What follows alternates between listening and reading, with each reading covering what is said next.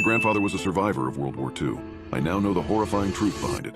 As they flew over the outpost, their hatches opened, and bombs quickly fell to the floor. Following them was what looked like some type of yellow gas. I had never seen something like that before. Before I had any time to react, the bombs touched the ground. A large explosion took place. I was immediately knocked out. After what felt like hours, I awoke, covered in blood and ash. I quickly stood up and was horrified to see that almost the entire camp had been destroyed.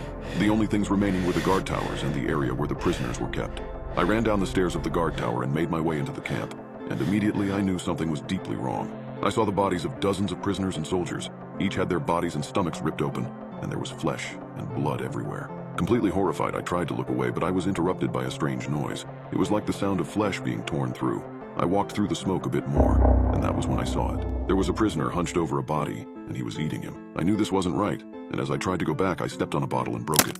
Immediately, the infected prisoner snapped his head up at me and began charging towards me. I tried firing my gun at him, but for some reason it didn't stop him. He just kept running. I quickly holstered my gun and began running. As I made my way deeper into the ruins of the outpost, more and more of the infected began chasing me. I knew there was a bunker hidden on the other side of this place, and I had to get to it. I was holding out in the middle of the courtyard when one nearly got me. I had forgotten to check behind me, and one of the infected quickly threw me to the floor. This was it, I thought. I was going to die here. However, suddenly, right before he could begin eating me, a bullet went through his head, and a man appeared out of nowhere and pulled me up. "We need to go now," he shouted. We quickly started running again, taking out as many of the infected as we could. "You need to shoot them in the head, otherwise they don't die," the man said. "Are you going to tell me your name? You just saved my life," I said. "My name's Ivan, but you don't need to thank me. Just keep running," he said. "We need to make it to the bunker," I screamed. "No, what we need to do is lure all of them into there, and then we'll get out and lock them in. We can't let these things out into the world," Ivan said. I didn't like the idea, but Ivan seemed like he was smart, so I agreed to the plan. He stayed ahead up and made sure to peek around every corner before me and would take out each of the infected. Finally, after what felt like hours, we made our way to the entrance of the bunker. It was guarded by a heavy steel door and dozens of layers of protection.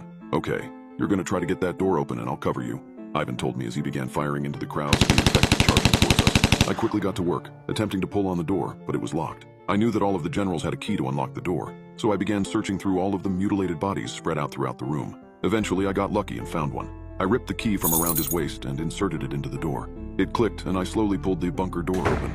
"It's open! Let's go!" I shouted to Ivan as I motioned for him to follow me. As we made our way deeper into the bunker, we noticed that there was no power down here. We quickly switched the flashlights on our rifles on and waited for the infected to follow us down. "We only have one shot at this, so we're going to need to make it count. I want to make it back to my family. She's pregnant. I'm going to be a dad," Ivan said. "We're going to train them around the bunker, and once we're sure that they're all in here, we're going to clear a path and get out of here." I quickly nodded my head and we waited.